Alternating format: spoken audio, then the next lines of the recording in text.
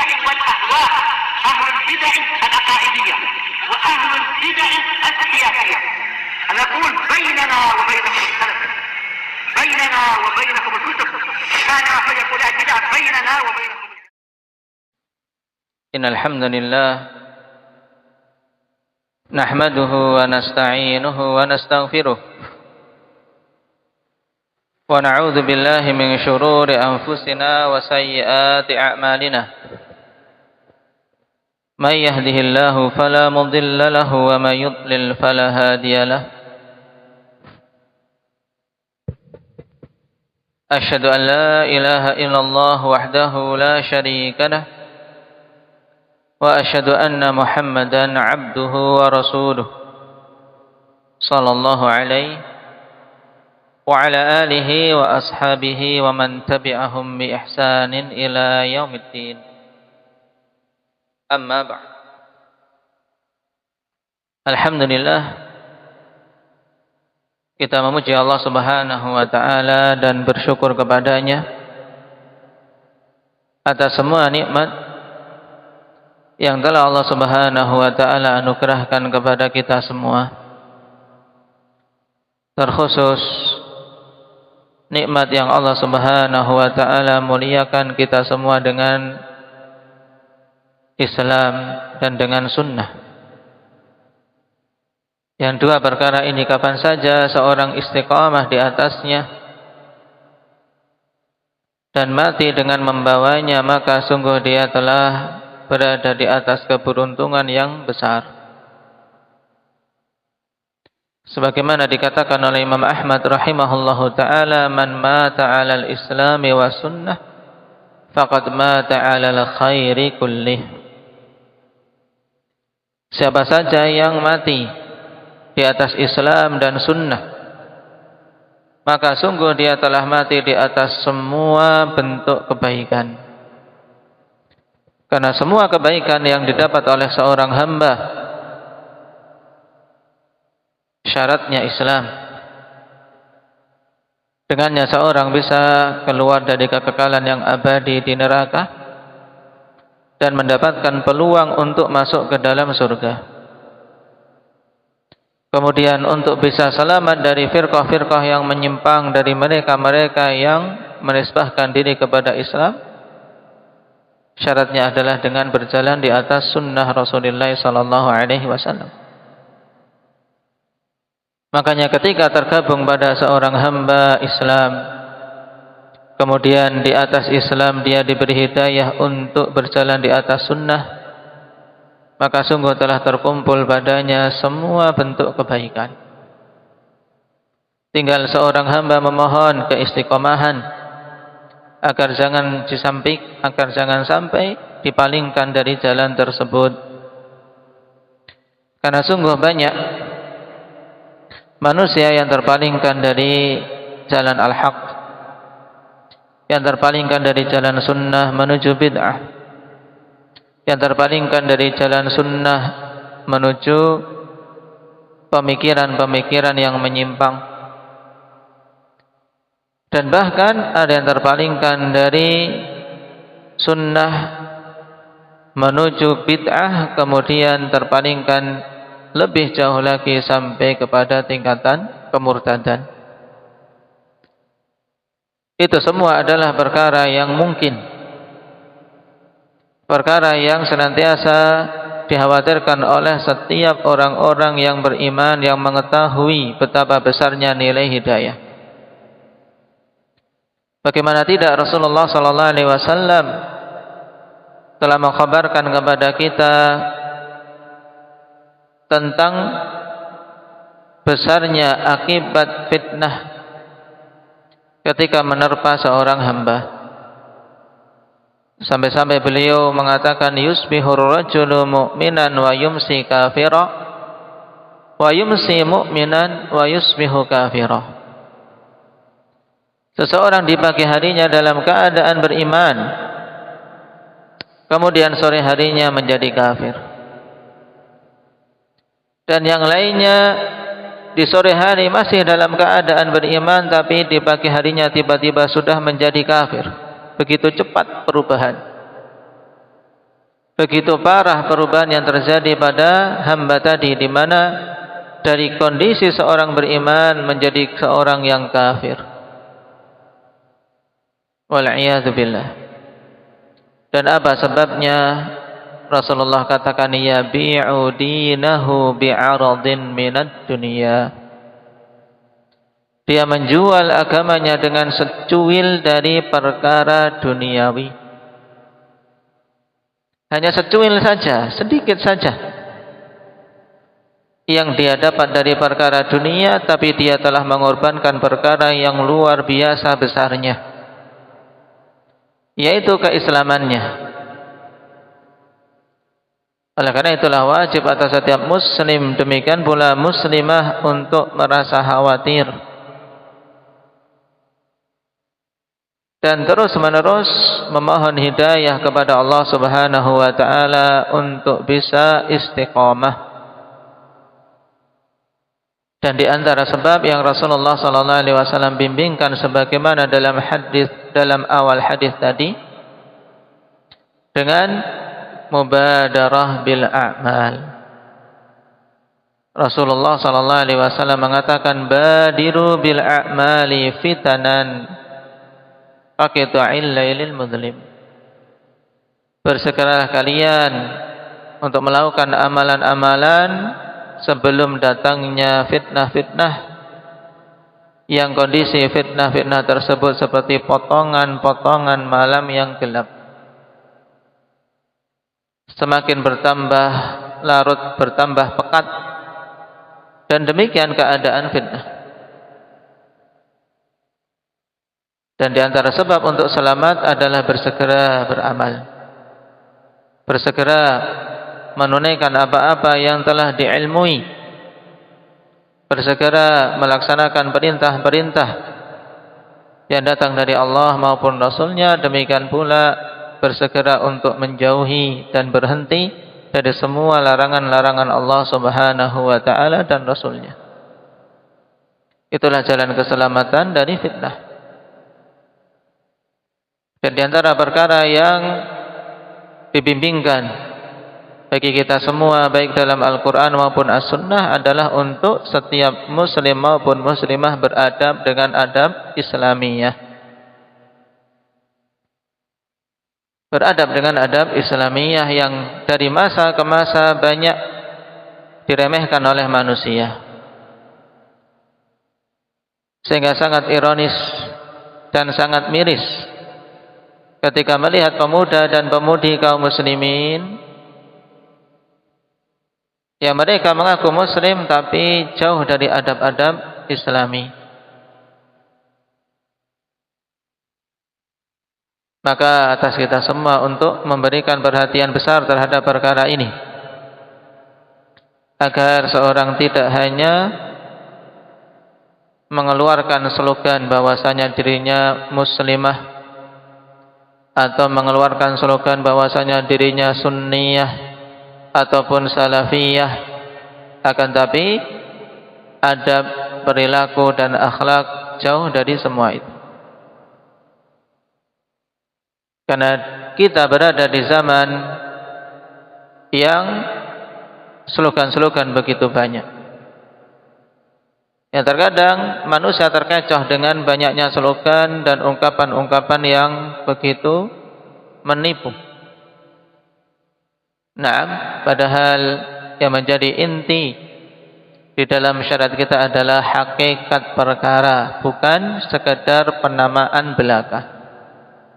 Walaupun seorang menamakan dirinya seorang yang sabit, yang kokoh, yang salafi, yang paling salafinya, yang paling sunninya, akan tapi tidak ada faedahnya ketika ditimbang amalan-amalannya ternyata jauh dari bimbingan sunnah Rasulullah SAW dan adab-adab Islamiyah. Barakallahu fiikum. Kita telah sampai pada pembahasan terkait adab dalam tajammul, dalam berdandan bagi para wanita muslimah. Yang pada pertemuan lalu kita mengambil kaidah pokok bahwasanya dilarang untuk muslim maupun muslimah mengubah-ubah ciptaan Allah Subhanahu wa taala. Yang perkara ini sangat diupayakan oleh iblis dan bala tentaranya, sehingga tinggal seorang hamba itu memilih apakah memilih seruan Allah Subhanahu wa taala ataukah memilih untuk mengikuti rayuan dan bujuk rayu syaitan laknatullah alaih. Dan sekarang kita akan masuk pada perincian dari perkara-perkara yang dilarang yang termasuk dalam taghyiru khalqillah, termasuk dalam mengubah-ubah ciptaan Allah Subhanahu wa taala.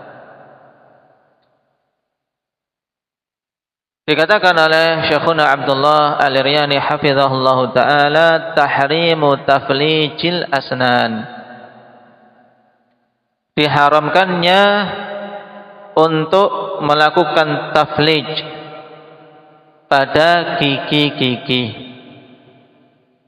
Apa yang dimaksud dengan taflij? Yang pelakunya disilakan dengan mutafallijah. Kita baca dulu hadis yang dibawakan oleh Syekh hafizahullah taala di sini.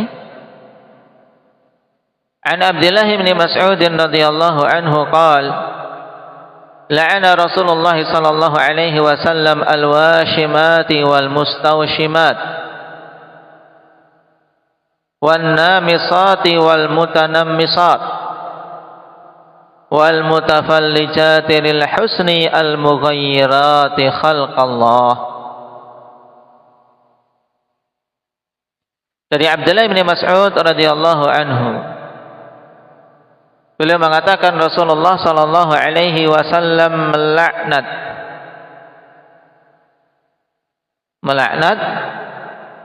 Di sini bisa berupa khabar. Nah, bisa juga bermakna doa, dalam artian Rasulullah mendoakan dia agar terjauhkan dia dari rahmat Allah. Dan doa Nabi sallallahu alaihi wasallam mustajabah. Di antara golongan-golongan yang dilaknat oleh Rasulullah sallallahu alaihi wasallam yang pertama al-washimat, orang-orang atau wanita-wanita yang mentato tubuhnya. Washimat yaitu yang melakukan perbuatan mentato, baik di tubuh dia atau di tubuh orang lain, atau mudahnya tukang tato. Disebutkan wanita di sini bukan berarti kalau laki-laki boleh, tidak. Tetapi, pada masa dulu yang memang banyak melakukan itu, para wanita yang menganggap hal itu sebagai bentuk untuk menghiasi diri. Rasulullah sallallahu alaihi wasallam melaknat al-washimat, wanita-wanita pentato. Al-mustawshimat yaitu yang minta ditato, yang menjadi objek. Dia minta kepada seseorang untuk mentatonya. Wan namisati wal mutanammisat, yang nanti juga akan ada pembahasan masing-masingnya tersendiri-sendiri. An-namisat yaitu wanita-wanita yang melakukan namas. Yaitu mencabut bulu alis yang ada di wajahnya.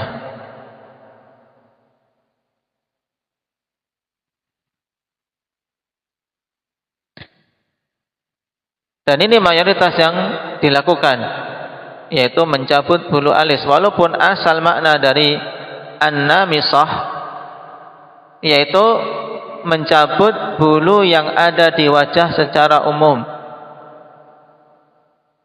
Cuman biasanya yang diinginkan dengannya adalah untuk memperbagus bentuk alisnya agar runcing, sehingga mereka mencabuti bulu alis ditata sedemikian rupa. Ini an-namisat yang nanti akan ada bab tersendiri. Kemudian mutanammisat yang meminta kepada orang lain, baik itu kepada tukang rias atau tukang salon, untuk mencabut bulu alisnya, ditata. Ini 4 golongan yang disebut oleh Nabi Shallallahu Alaihi Wasallam. Kemudian golongan yang kelima, wal mutafallijati lil husni al mughayyirati khalqallah. Ini yang menjadi inti pembahasan kita insyaallah pada pertemuan kali ini, yaitu al mutafallijati lil husni, yaitu wanita-wanita yang melakukan taflij demi kecantikannya, demi memperbagus penampilannya, bukan karena untuk mengobati kecacatan atau untuk mengobati kondisi gigi yang menyelisihi kebiasaan. Ini penting. Nabi sallallahu alaihi wasallam katakan al-mutafallijati lil husni, yang melakukan taflij demi kecantikan, demi memperbagus penampilan. Lalu apa yang dimaksud dengan taflij? Yang dimaksud dengan taflij adalah infiraju ma baina ats-tsaniyatain, yaitu berupaya untuk memberi jarak antara 2 gigi tengah. Ya, di tengah kita itu, di gigi yang depan, atas maupun bawah itu kan ada 2 gigi yang di tengah. Istilahnya gigi seri atau apa itu. Taib. Kedua gigi yang ada di tengah itu, diupayakan agar berjarak. Biasa pada anak-anak, ketika gigi mereka baru tumbuh, gigi depannya, maka itu kan ada jarak. Giginya belum nempel satu sama lain, ada jarak. At-taflij yaitu upaya untuk membuat jarak antara kedua gigi tersebut. Dengan dikikir, sehingga dikikis sebagian dari pinggir giginya. Lalu apa tujuannya sampai melakukan demikian? Tujuannya lil husni. Untuk apa? Untuk memperbagus penampilan, untuk juga untuk kecantikan mereka. Karena dulu orang-orang Arab jahiliyah, mereka melakukan hal tersebut, dan itu merupakan hal yang dianggap sebagai sebagai model yang bagus. Juga dikarenakan seakan-akan dia itu seperti wanita yang masih muda. Karena gadis-gadis yang belia, gigi-gigi mereka belum rapat-rapat. Makanya diupayakan untuk direnggangkan antara gigi yang satu dengan gigi yang lain, terutama pada 2 gigi depannya. Taib. Ini yang dijelaskan oleh para ulama rahimahumullahu taala tentang makna taflij. Di antaranya yang disebutkan oleh Al-Hafidz Ibnu Hajar rahimahullahu taala dan yang lainnya. Yaitu ketika menjelaskan tentang tafnij, tujuannya farubbama sana'athu al-mar'ah allati takunu asnanuha mutalasiqatan litasira mutafallijah. Wa qad taf'aluhu al-kabiratu tuhimu annaha saghirah. Li'anna saghirata ghaliban takunu mufallajatan jadidatas sinni wa yadhhabu dzalika fil kibar. Terkadang dilakukan oleh seorang wanita yang gigi-giginya itu berdempetan satu sama lain agar renggang. Giginya menjadi renggang, ada jaraknya antara gigi satu dengan gigi yang lain. Dan terkadang juga mayoritas yang dilakukan oleh wanita yang sudah berumur agar penampilannya kelihatan masih muda. Nah, ini dari sisi ini, nah, menunjukkan apa? Menunjukkan sesuatu yang tidak seperti aslinya. Ada padanya ghish, ada padanya semacam penipuan yang diupayakan oleh si wanita tadi untuk tampil seakan-akan masih muda padahal sebenarnya dia sudah tua. Karena gadis-gadis yang masih belia biasanya gigi-gigi mereka masih baru, nah, dan masih apa? Masih tumbuh berkembang, sehingga jarak antara gigi yang satu dengan gigi yang lain, nah, masih renggang, tidak rapat. Dan yang demikian itu, nah, hilang ketika sudah dewasa, sudah besar, giginya akan semakin rapat.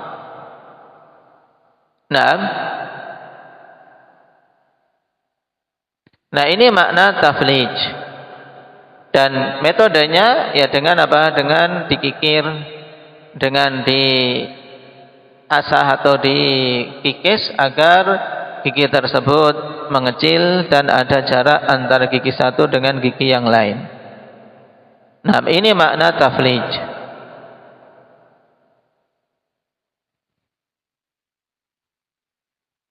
Kemudian al-mughayyirati khalqallah. Wanita-wanita yang melakukan taflij tadi demi mempercantik penampilannya, nah, yang mengubah-ubah ciptaan Allah Subhanahu wa taala. Maksudnya apa? Mengubah-ubah ciptaan Allah dengan kondisi ini, di mana sebenarnya Allah Subhanahu wa taala telah menciptakan untuk gigi-giginya tersebut pada umur dewasanya, nah, dengan jarak yang rapat antar gigi yang satu dengan gigi yang lain, dia berupaya untuk mengubahnya dengan mengikirnya sehingga ada jeda, ada jarak antar gigi yang satu dengan gigi yang lain. Nah,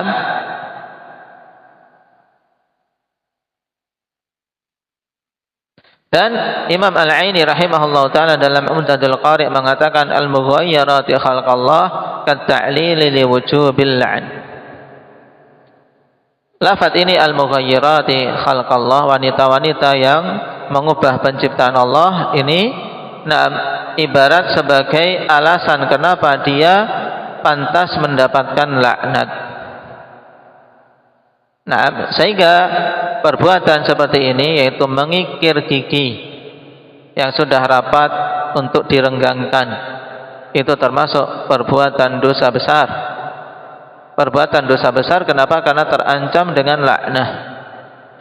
Sebagaimana ditegaskan oleh Al-Alama Al-Fauzan hafizahullah ta'ala, hadza amalun muharram wa kabiratun min kaba'iriz dzunub. Ini perbuatan yang diharamkan dan merupakan salah satu dosa di antara dosa-dosa besar. Kenapa? Li'anna an-nabiyya sallallahu alaihi wasallam la'ana man fa'alathu aw fu'ila biha.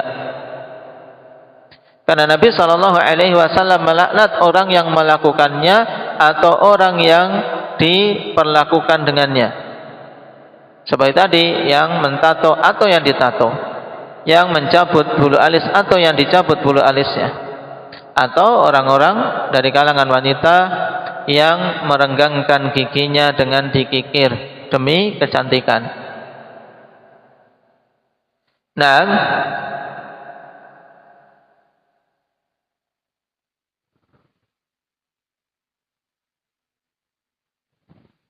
dan perkataan Nabi sallallahu alaihi wasallam al-mutafallijati lil husni. Nah, di sini dipahami bahwasanya tujuan dari wanita tersebut melakukan taflij adalah untuk memperbagus dan mempercantik diri, sehingga keluar darinya apabila tujuannya adalah untuk mengobati. Nah, apabila butuh pengobatan, memang giginya tidak normal tumbuhnya, sehingga menimbulkan sakit, atau ketika mengunyah juga sulit, atau ketika mengucapkan makhraj karena gigi memiliki pengaruh dalam makhraj sebagian huruf. Naam, itu tidak pas. Kemudian dia ingin mengobati, bukan dengan tujuan untuk mempercantik diri, tapi ingin mengobati cacat yang ada. Naam, maka yang demikian itu diperbolehkan. Sebagaimana ditegaskan oleh Al-Hafidz Ibnu Hajar rahimahullahu taala, "Falau ihtajat ila dzalika limudawati mathalan jaza." Sehingga seandainya butuh untuk melakukan itu demi pengobatan. Nah, misalnya giginya tumpuk-tumpuk, dalam artian tumbuh tumpuk-tumpuk. Kemudian butuh untuk apa? Untuk salah satunya dikikis sehingga tidak tumpang tindih, maka diperbolehkan. Dan ini juga fatwa dari para imam mu'asirin seperti Syekh bin Baz rahimahullahu taala terkait masalah meluruskan posisi gigi, merapikan tumbuhnya gigi. Ini diperbolehkan dengan tujuan pengobatan dan menghilangkan kecacatan. Kenapa? Karena yang dilarang adalah lil husni. Kalau niatannya hanya untuk mempercantik diri, untuk mempertambah bagus.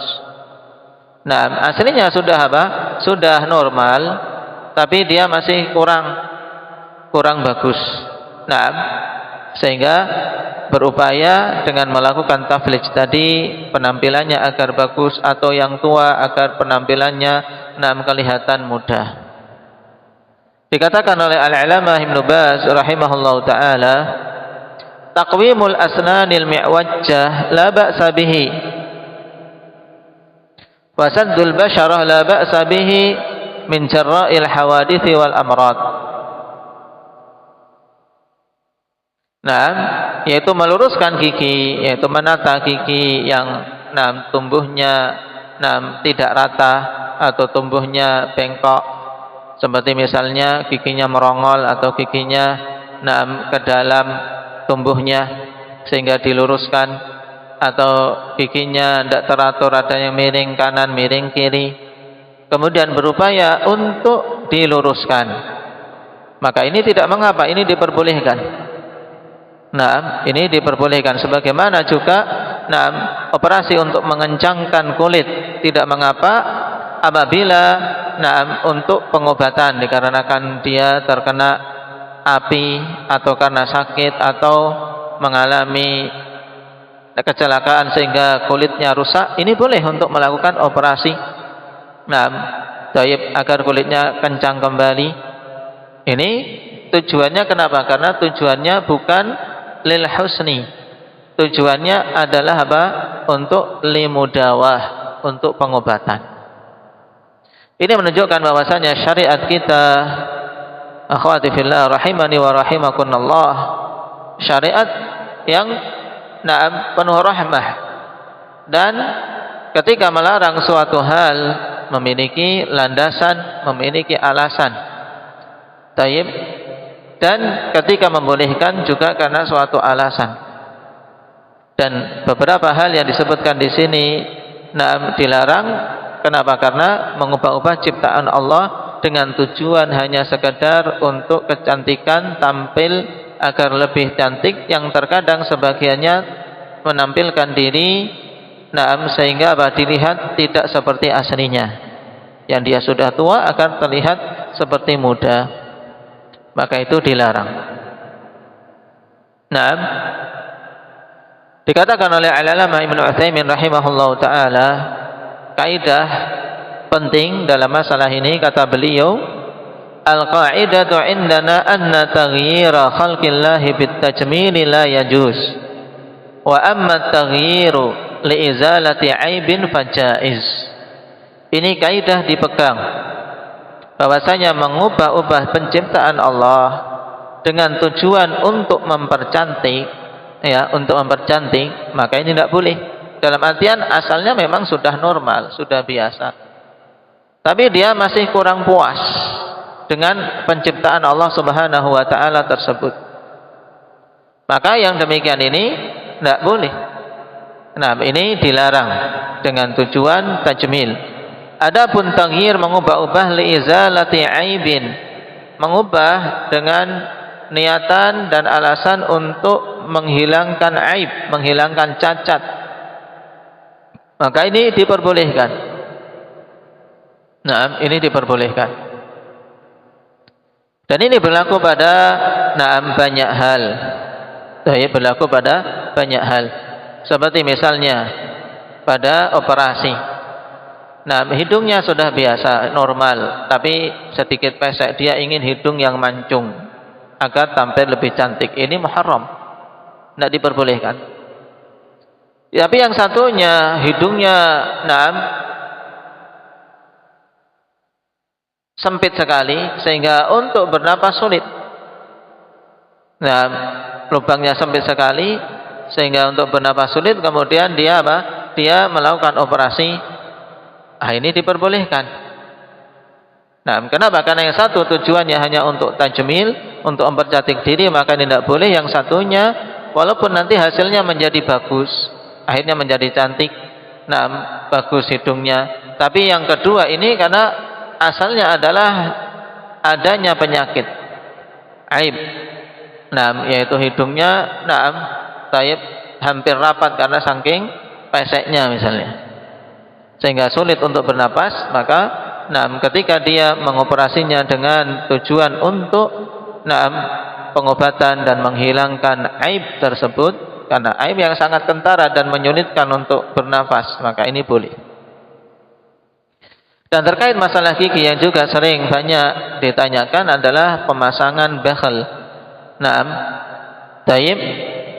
Apakah diperbolehkan? Hal ini juga disebutkan oleh para ulama kita. Hal yajuzu rabtul asnani li islahi saffiha? Apakah boleh untuk memasang kawat gigi? Memasang kawat gigi untuk memperbaiki susunannya. Memperbaiki apa? Susunannya, susunan gigi tersebut, saf dari gigi. Apakah diperbolehkan? Maka dalam masalah ini fihi tafsil. Jawabannya ada perincian. Kita tidak bisa melarang secara mutlak, tidak pula membolehkan secara mutlak. Kenapa? Karena ada hal yang diperbolehkan dan ada hal yang tidak diperbolehkan dalam masalah ini.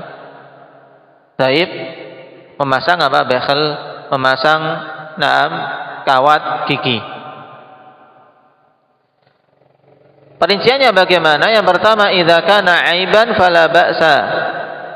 Yakni law anna faradna anna sinna talat fa hadza aibun wala ba'sa an yusaffa ma'a baqiyatil asnan.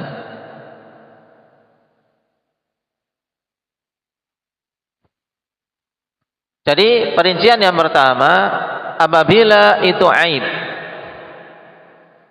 sesuatu yang aib karena tumbuhnya tidak normal. Misalnya ada dua gigi tengah kok keluar, tidak soft, tidak ada di softnya, keluar. Orang Jawa bilangnya seruwul. Maka tidak mengapa untuk melakukan pemasangan kawat gigi agar giginya serempak, tertata dengan rapi. Karena ini aib. Ini aib, tidak mengapa untuk diratakan susunan giginya dengan gigi-gigi yang lain. Karena juga yang demikian tentunya mengganggu. Kemudian perincian yang kedua, wa idza kana laisa aiban wa inna ma yuridul insanu an takuna asnanuhu ala wajhin ajmal fa inna hadza la yajuz. Ini penting. Apabila giginya itu posisinya bukan aib, posisi sudah normal, posisi normal, sewajarnya manusia lah. Tapi dia memasang itu hanyalah menginginkan agar lebih bagus. Tidak ada aib sebenarnya, normal. Tapi dia melakukan pemasangan bekhel, pemasangan kawat gigi tadi, untuk giginya itu tampilnya lebih bagus. Padahal tidak aib, maka yang demikian ini tidak diperbolehkan. Nah, hal ini tidak diperbolehkan. Dan inilah fatwa dari para ulama muasirin, di antaranya Syekh Abdul Muhsin Al-Abbad hafizahullah taala.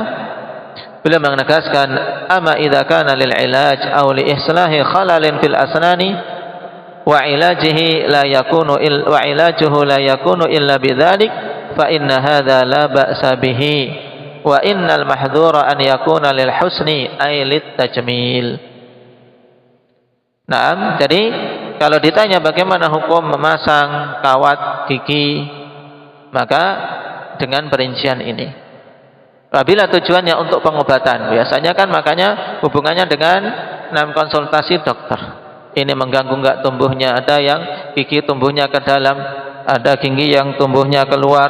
Nah, maka yang demikian butuh diobati. Nah, butuh ada pengobatan dari dokter. Maka ketika dia menyarankan untuk memasang kawat gigi, nah, untuk memperbaiki ketidakteraturan tumbuhnya gigi tersebut, maka ini tidak mengapa. Namun apabila hanya sekedar untuk mempercantik diri, maka ini yang dilarang, sebagaimana dalam hadis wal mutafallijati lil husni.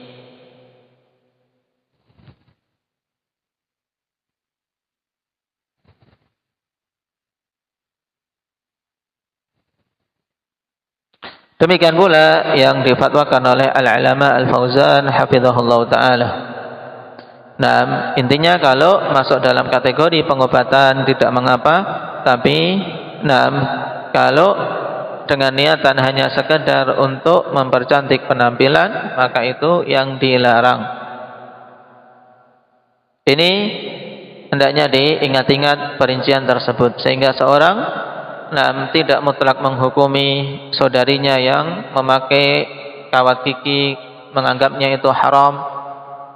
Namun di sisi yang lain juga tidak membuka secara mutlak diperbolehkannya hal tersebut. Kenapa? Karena kalau niatannya hanya sekedar untuk mempercantik, memperbagus penampilan, padahal kondisinya sudah normal, maka ini terjatuh dalam ancaman laknat. Dan masih terkait masalah gigi, sekarang poin yang ke-11, tahrimu washril asnan. Kalau tadi taflijul asnan, makna taflij telah kita ketahui, yaitu mengikir sisi gigi agar apa? Agar ada jarak antara gigi satu dengan gigi yang lain, yang biasa dilakukan pada dua gigi tengah. Ini dianggap bagus, dan pada masa dulu itu termasuk model yang dikatakan bagus. Dan juga menunjukkan bahwasanya masih belia, masih muda, belum tua. Adapun washrul asnan apa? Terkait masalah washrul asnan, juga telah datang hadis pada sebagian riwayat, hadis Abdullah bin Mas'ud radhiyallahu anhu.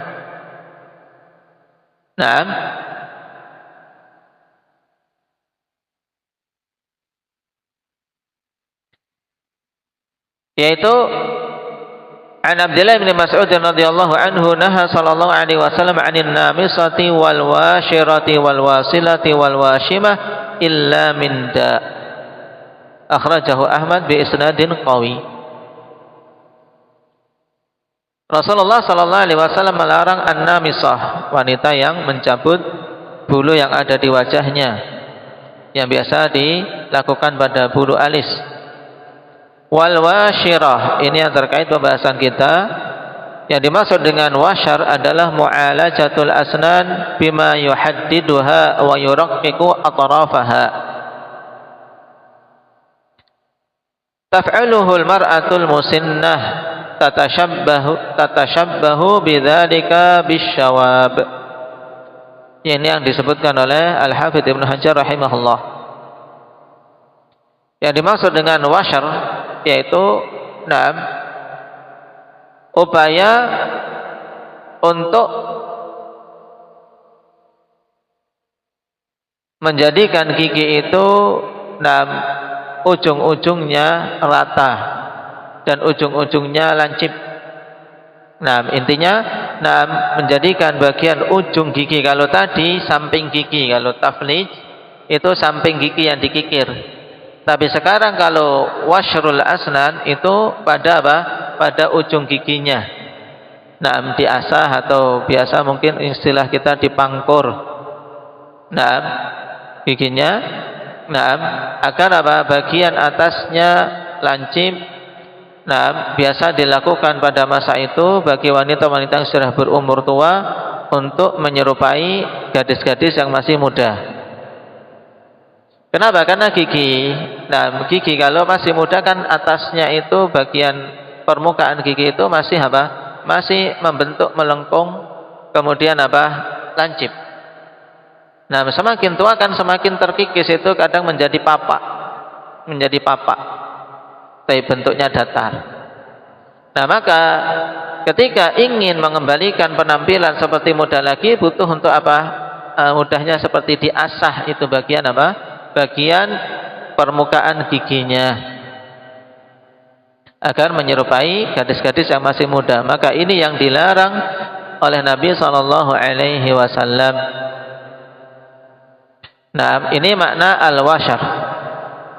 Dan juga termasuk di antara deretan perbuatan yang terancam dengan laknat, karena masuk dalam keumuman mengubah ciptaan Allah Subhanahu wa taala. Juga padanya bentuk penipuan bagi orang yang melihatnya atau yang ingin menikahinya. Karena mungkin ketika dia senyum, wah ini senyuman, dikiranya gadis yang masih umur belasan, ternyata sudah apa? 30-an misalnya.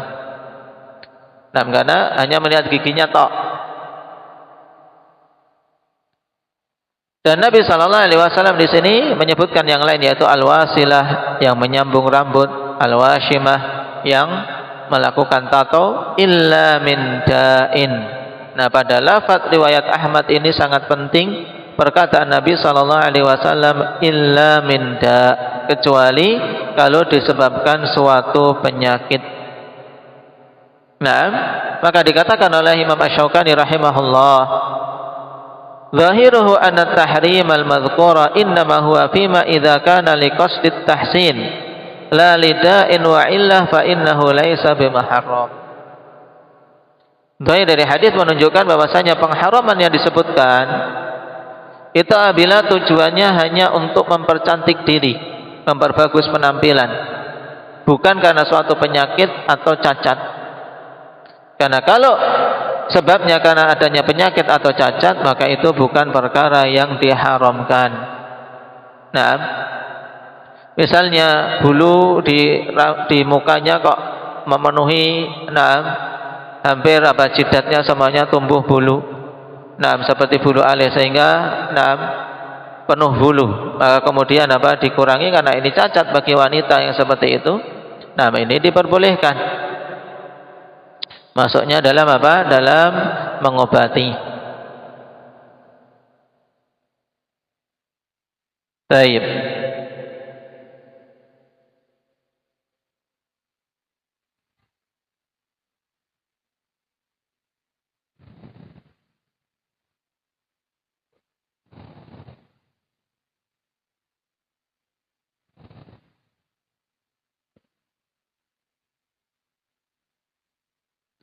Dan kalam para ulama rahimahumullahu ta'ala sama dengan pembahasan dalam masalah taflij tadi.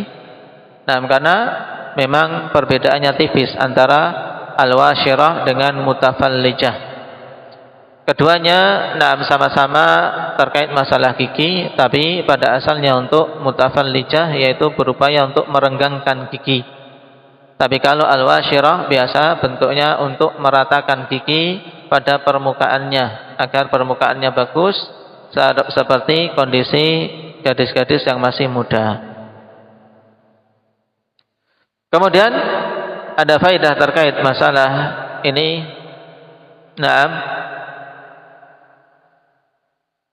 Bagaimana hukum untuk memotong gigi geraham tambahan atau mencabutnya karena suatu kebutuhan. Nah, dikatakan oleh Al-Alama Al-Wadi'i rahimahullahu taala, in khuli'a fa huwa al-ahwat wa in qussa fa hadha insyaallah jaiz li'anna al-murada bil washirah allati tunsharu min asnaniha lizinah. Nah, memotong ini. Seperti kalau tadi al-washirah kan mengikis, giginya dikikis, kan ada sedikit yang kayak kepotong, walaupun apa? Memotongnya tentunya dengan seperti dikikis, diasah. Mudahnya seperti apa? Seseorang mau menghaluskan permukaan kayu kemudian diamplas. Nah, itu juga pada washirah. Nah, sekarang yang ditanyakan terkait masalah memotong gigi geraham, dipotong tidak dicabut. Untuk suatu kebutuhan karena mungkin mengganggu atau yang lain.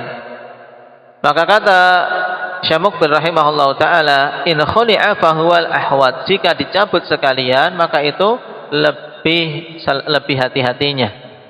Kenapa? Karena kalau mencabut gigi kan enggak ada pelarangan mencabut gigi.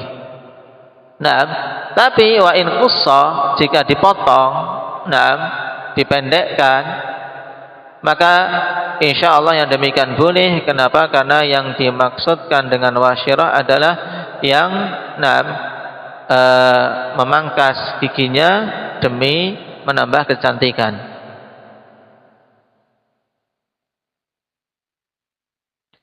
Dan diantara hajah untuk melakukan hal ini seperti ditanyakan kepada Syekh Ibnu Utsaimin dalam Fatwa Nur 'ala Darb, yaitu apabila dia terganggu dengan adanya gigi geraham tambahan, sehingga butuh untuk dikurangi, maka yang tambahan itu dipotong, karena mungkin kalau dicabut kan masih kuat, mungkin akan berefek, sehingga dipotong. Dan tentu yang demikian ini sesuai dengan apa? Dengan nasihat dokter kalau tujuannya pengobatan. Tapi seandainya memang butuh dipotong, maka itu diperbolehkan.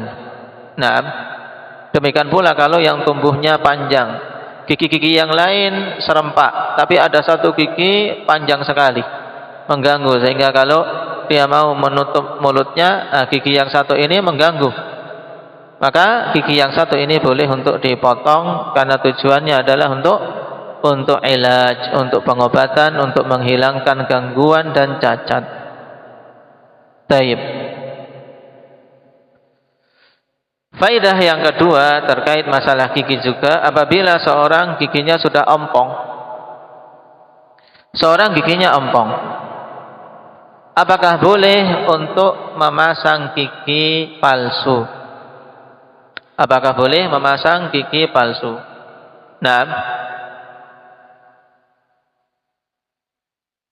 Dengan menggunakan emas atau dengan gigi dari perak. Maka Syekh Muqbil rahimahullahu taala mengatakan, at-talbisu lizinah idza kanat imra'ah falaha dzalik. Amma idza kana rajulan fal aslu huwa al-hurmah. Hurmatu adh-dhahabi 'ala rijal li mujarrad at-talbis. Amma idza kana li hajatin daruriyah fala ba'sa bidzalik. Ini kalau gigi palsu dari emas. Dia pasang gigi palsu dari emas, kalau itu wanita, kalau hajah, berarti tidak masalah, nggak ada iskal kalau memang butuh. Tapi sekarang yang dipermasalahkan kalau niatannya hanya untuk hiasan, memasang gigi palsu dari emas untuk perhiasan. Kata Syekh, kalau memakainya untuk perhiasan dan itu wanita, maka boleh memasang gigi palsu dari emas. Kenapa? Karena jelas orang tidak akan ragu bahwasanya gigi itu palsu. Kalau dia senyum emas, walaupun emas, akan tahu ini bukan gigi asli. Ini bukan gigi asli, giginya sudah ompong diganti dengan emas, walaupun niatannya untuk berhias, orang tahu. Dan berhias memang dengan emas diperbolehkan bagi wanita. Tapi kalau yang memakai laki-laki, Nah, giginya ompong kemudian memasang gigi palsu dari emas. Nah, maka hukum asalnya bagi laki-laki itu tidak boleh untuk memakai sesuatu dari emas, sekedar memakainya untuk hiasan. Tapi kalau ada kebutuhan karena saran dokter bahwasanya kulitnya atau gusinya itu tidak cocok dengan bahan-bahan lain kecuali emas. Nah, yang bisa cuman ketika dipasang dengan gigi emas, maka ini tidak mengapa bagi laki-laki memakainya. Nah, taib.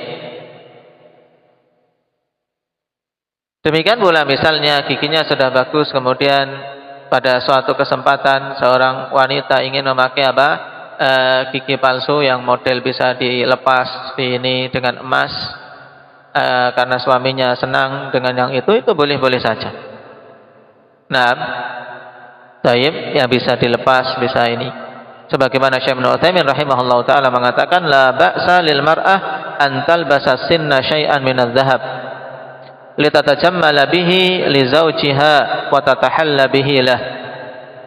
Tidak mengapa bagi seorang wanita untuk memakaikan pada giginya sesuatu dari emas. Kenapa kok ada beda tadi yang ingin tampil cantik dengan mengikis gigi, dengan meratakan gigi, hanya sekedar ingin tampil cantik itu dilarang. Sekarang memakai emas diperbolehkan. Karena pada pemakaian emas tidak ada sisi menipu.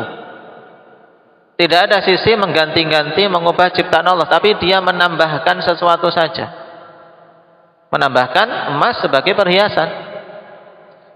Apalagi kalau itu sudah ompong kemudian diganti dengan gigi palsu dari emas, maka ini juga jelas. Sehingga yang demikian diperbolehkan kalau wanita mau berdandan mempercantik diri bagi suaminya dengan hal tersebut. Dan terus bagaimana kalau suatu saat meninggal? Kalau suatu saat meninggal, bagaimana dengan emas tersebut? Nah, kalau itu dari emas, dikarenakan emas adalah sesuatu yang memiliki nilai. Apalagi, kalau beratnya, misalnya satu gigi itu full emas, 24 karat misalnya, maka tentunya melupakan harta, maka ikut dalam kategori harta warisan. Harta warisan sehingga diambil ketika wafatnya.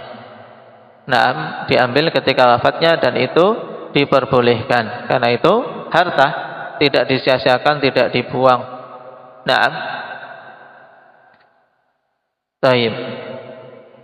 Makanya ketika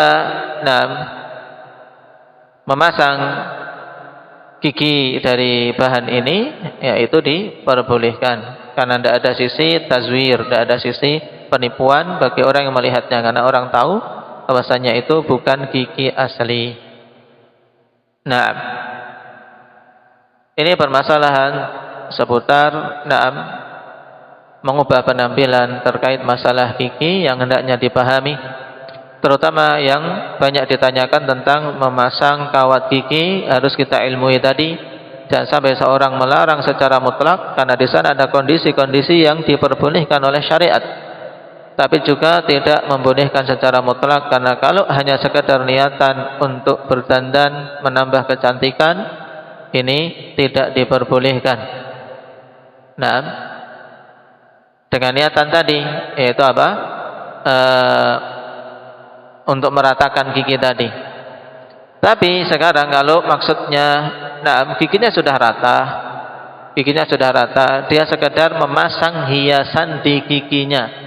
Ini yang masuk pada pembahasan terakhir tadi. Giginya sudah rata. Dan memang dia tidak memasang itu untuk meratakan gigi atau hal-hal yang lain. Cuman dia memasang semacam ada kayak bunga bentuk bunga di giginya, ditempelkan gitu. Seperti emas tadi mesti dipasangkan. Taib di giginya, maka yang demikian diperbolehkan. Dengan catatan tadi tidak ada pengubahan terhadap gigi asli. Tidak ada pengubahan terhadap gigi asli. hanya sekedar menambahkan sesuatu sebagai hiasan. Ini yang dipahami dari kalam Al-Allamah Ibnu Utsaimin rahimahullahu taala. Pada Fatwa Nur ala Darab tadi yang kita baca, la ba'sa lil mar'ah na'am antul bisas sinna syai'an minaz zahab. Na'am. Tayyib di sini na'am diperbaiki tadi pembacaannya tul bisa. Ini lebih jelas lagi. Tidak mengapa untuk seseorang memakaikan pada giginya, yaitu memakaikan sesuatu pada giginya syai'an minaz zahab, sesuatu dari emas. Berarti boleh juga sesuatu dari perak, na'am, atau sesuatu yang dianggap sebagai hiasan di gigi. Litatajammala bihi li zaujiha, untuk dia mempercantik diri di hadapan suaminya, wa tatahalla bihilah, dan untuk berhias dengannya bagi suaminya. Tapi sekali lagi bagi suaminya. Na'am, tayyib, bukan untuk na'am yang lain. Dari kalangan laki-laki yang bukan mahramnya. Nah, taib. Barakallahu fiikun. Nah, kita cukup sekian dengan 2 poin pembahasan ini. Nasallallahu taufiq wassadad. Walhamdulillahi rabbil alamin. Juga sebelum lupa, nah, taib, kita berada di awal-awal bulan Sya'ban. Kalau tadi malam terlihat hilal, belum sempat untuk mengecek. Nah, maka di antara sunnah yang dibimbingkan oleh Rasulullah SAW di bulan Sya'ban adalah untuk memperbanyak puasa. Demikian pula juga untuk memperbanyak qiraatul Quran sebagai persiapan menuju Ramadan. Maka berbagus persiapan untuk bisa kita sampai pada bulan yang agung tersebut. Tidak ada persiapan yang lebih utama, yang lebih membantu untuk kita bisa mendapatkan taufik di bulan yang mulia, bulan Ramadan, melebihi persiapan dengan amalan soleh. Nah, persiapan dengan amalan soleh, banyak-banyak berdoa kepada Allah Subhanahu wa ta'ala agar diberi taufik untuk bisa bertemu dengan Ramadan dan mengisinya dengan sebaik-baik amalan yang kita mampu. Dan Ramadan yang akan datang, kita memohon semoga lebih bagus lagi kita dalam mengisinya, melebihi Ramadan-Ramadan yang telah lampau. Naam. Nasallallahu taufiq lima yuhibbuhu wa yardah. Walhamdulillahi rabbil alamin. Subhanakallahumma bihamdik, asyhadu an la ilaha illa anta, astaghfiruka wa atubu ilaik.